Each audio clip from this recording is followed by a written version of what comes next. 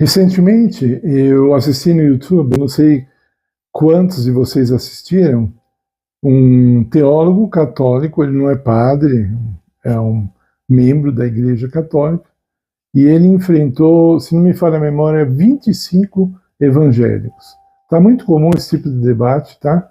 É uma pessoa contra 25, 30 que seja contrária à opinião dela, aí tem um debate, etc. E tal. E esse teólogo católico, ele chegou e falou assim: nós católicos não acreditamos apenas na autoridade da Bíblia, mas acreditamos também na autoridade da tradição. Para mim isso não é novidade, né? Isso a Igreja Católica fala há séculos, né? Não é de agora.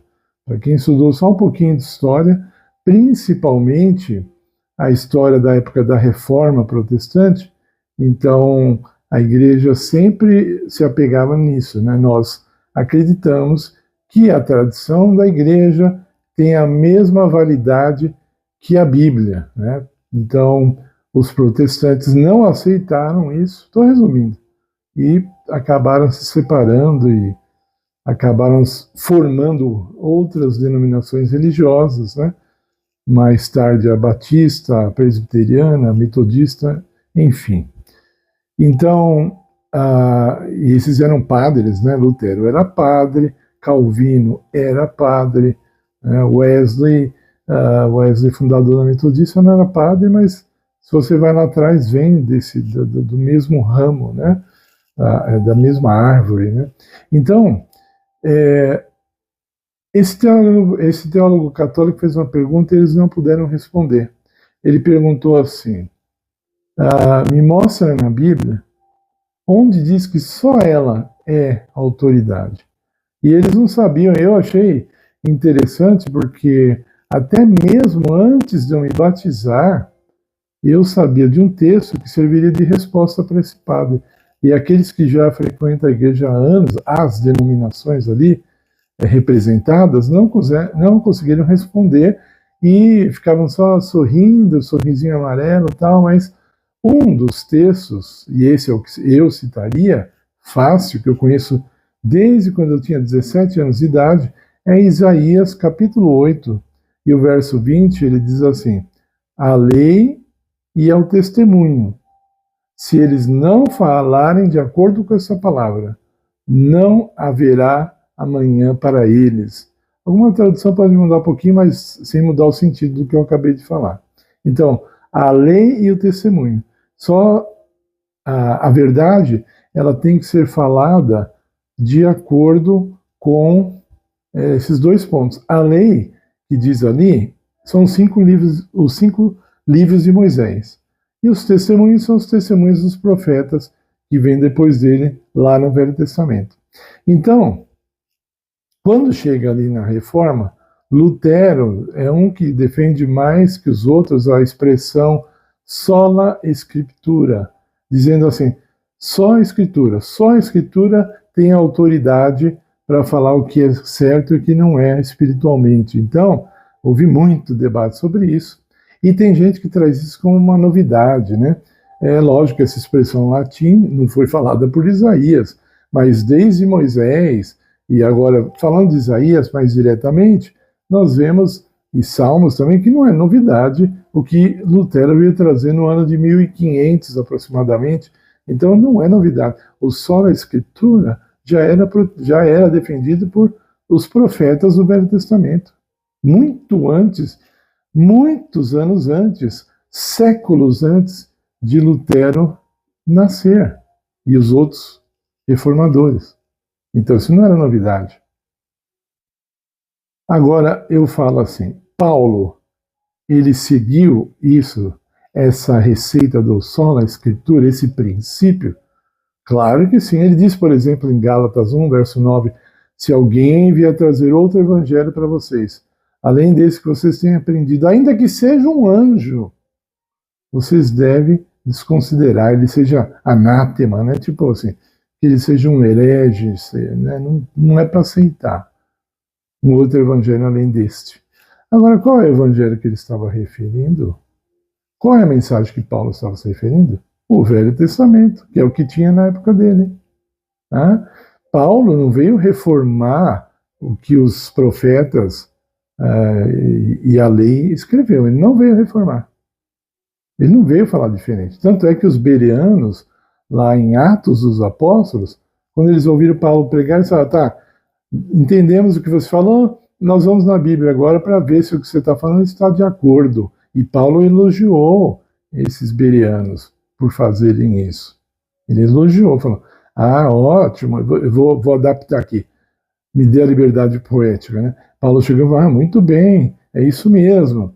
Quando vocês ouvirem um pregador, tem que pesquisar na Bíblia para ver se o que ele falou está lá mesmo, está certo, né? Eu já vi muita gente sendo enganada por preguiça, só por preguiça. Um pregador chega e fala assim, porque a Bíblia diz isso. Aonde que a Bíblia diz isso? Você vai atrás, a Bíblia não diz. Só que ele fala com tanta autoridade, ele se preparou tanto para aquele momento, ele tem uma oratória forte, ele tem um poder de convencimento enorme, e ele convence, as pessoas não vão atrás.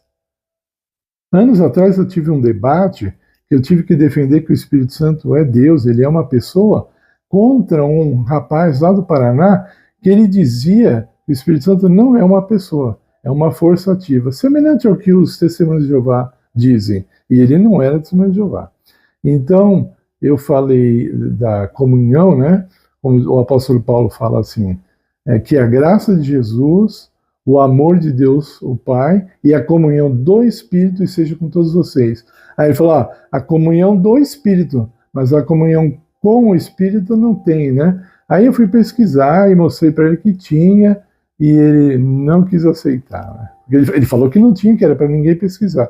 Só que eu sou teimoso, eu fui pesquisar e provei para ele que tinha, sim. Tá? Então, vamos continuar aqui no nosso pensamento. Paulo seguiu o sola escritura muito antes de Lutero. Por quê? Porque ele aprendeu já lá com os profetas, aprendeu com Gamaliel, provavelmente, que foi o mestre dele, etc. Agora, o que eu vou falar pode chocar alguns, mas não seja apressado em julgar e nem preguiçoso. Veja se o que eu estou falando é bíblico ou não. Vai atrás, pesquisa. Não pergunte para ninguém. Sabe, uma vez eu convenci uma mulher, testemunha de Jeová, pelos textos originais, de que Jesus é Deus. E ela pegou e falou assim, ela ficou muito impressionada, ela falou, eu vou para casa, eu vou pesquisar.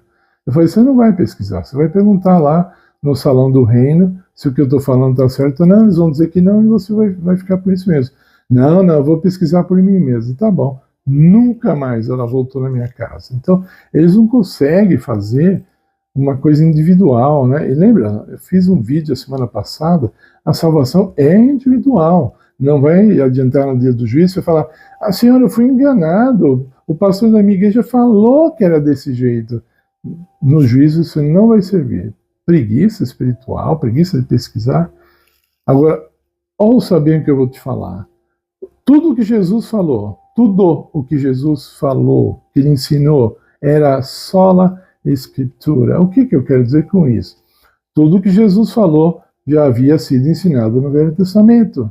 Ele não veio trazer nada de novo. O que ele trouxe foi uma nova forma de falar aquilo lá, que estava lá, sem contradição, trouxe mais luz e trouxe mais poder e muito mais autoridade, porque ele vivia aquilo que estava escrito, diferente dos fariseus que falavam as coisas, mas não viviam aquelas coisas. Veja, por exemplo, quando em Marcos capítulo 2, Jesus falou para o paralítico, perdoados estão os teus pecados, os fariseus quiseram apedrejar Jesus, e eles falaram assim, só Deus pode perdoar pecados. E é verdade, eles estavam certos. Só que eles não sabiam que Jesus era Deus. Eles não reconheceram isso. Jesus era Deus. A visão da Bíblia deles, parabéns, correta. Mas a visão deles de Cristo não estava certa, estava incorreta. E eu repito, o que Cristo ensinou estava lá no Velho Testamento, que foi a palavra dele mesmo. É incrível. Mas quantos têm dificuldade de entender que o Deus que fala no Velho Testamento com o ser humano é Jesus, é o próprio Cristo. Como é que ele viria agora falando diferente do que ele falou? Não, Jesus é o mesmo ontem, Não é ontem, literalmente. Ontem, quer dizer, no passado eterno. Hoje, que é só o que nós temos, e para sempre, porque ele é eterno, ele não muda. Repito, tudo que Jesus falou já estava escrito. Amar a Deus sobre todas as coisas, amar ao próximo como a ti mesmo, está lá em Levítico, sobre a segunda vinda de Cristo.